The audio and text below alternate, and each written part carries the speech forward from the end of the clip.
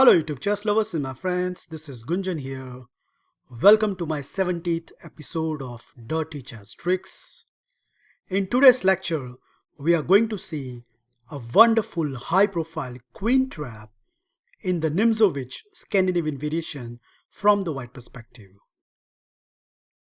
After e4, there are two ways actually black can reach to the critical position.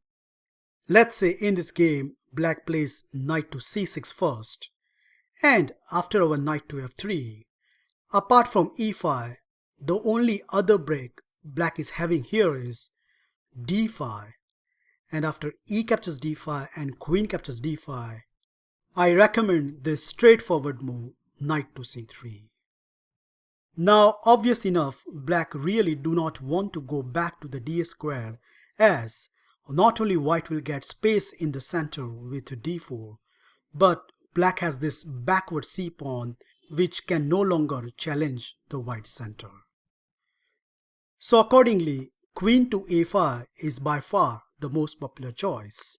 And after that, white initiative continue with bishop to b5. So if allowed, then we really chop off on c6 and give black some horrible pawn structure. So black shouldn't allow it, and accordingly, bishop to d7 is the logical choice.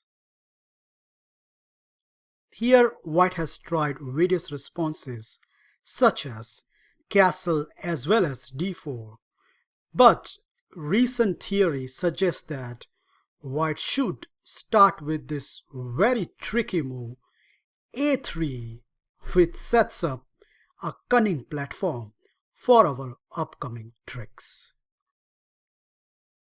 Well, black has few options, but amongst them, if he continue with castle on side, then I think after white castle, white can quickly launch an attack via the move b4, and these positions are always strong for the white. And same goes to other move, namely knight to f6, as after rook to b1 and b4, once again white get tremendous space on the queen side.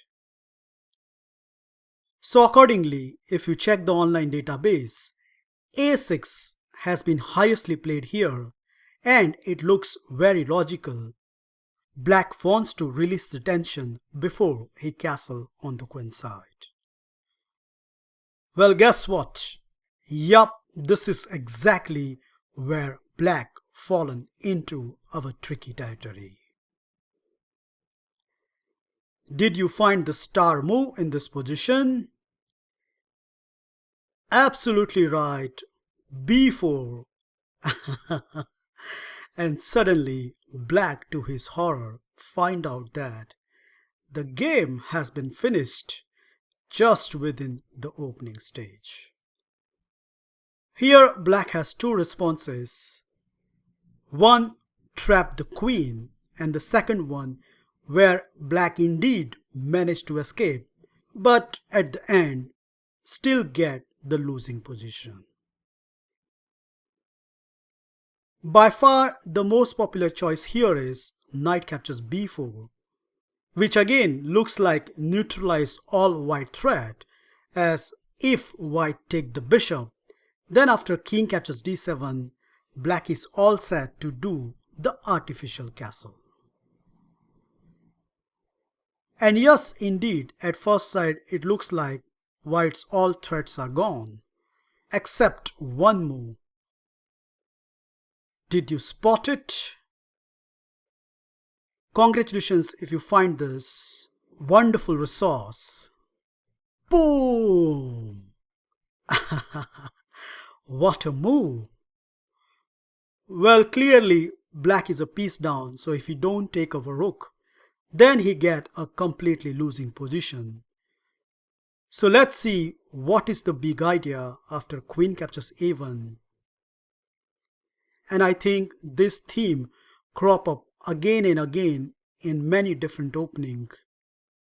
After white's next reply, more or less, black can pack his bag and go home, as knight to d4, and suddenly, after knight to b3, black queen has been trapped down, And funny enough, even though black can see it coming, he cannot do anything about it.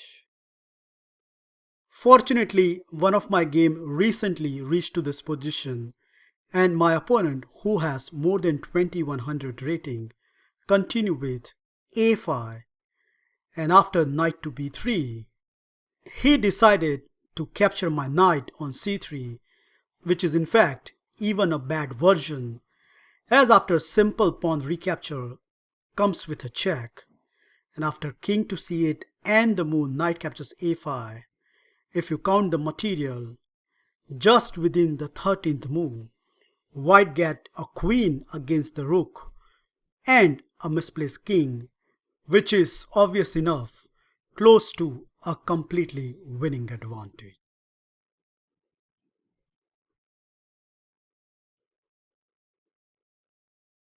The second move I want to consider is queen to b6. And against this, white response is very obvious. Knight to d5.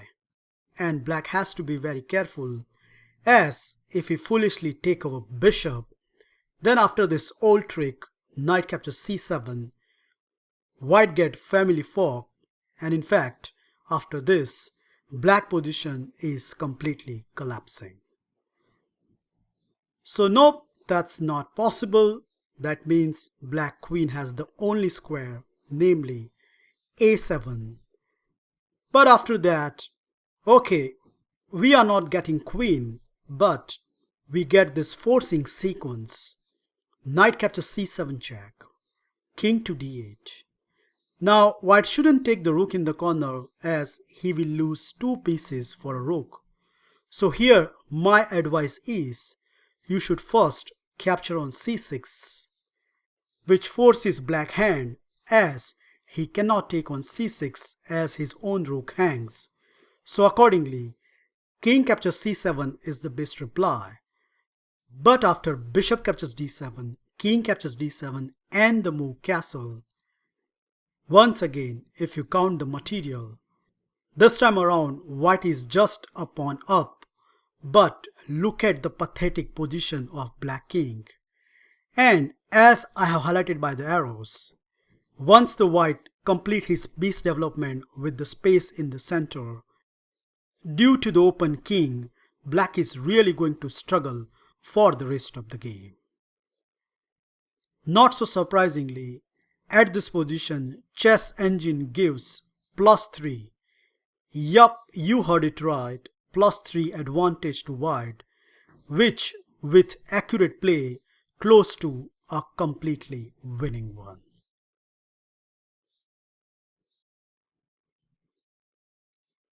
That's it guys, I hope you enjoy and learn this high profile trick in the Knight C6 Scandinavian variation. Remember at this point, continue with A3, and once the black respond with A6, after our trademark move B4, black has to decide whether he wants to sacrifice a queen or leads to a position where white can get all the fun, where black king is stuck in the center. Thank you for watching this video. Feel free to like, subscribe and comment, and I will meet you in my next episode very soon. Bye and take care.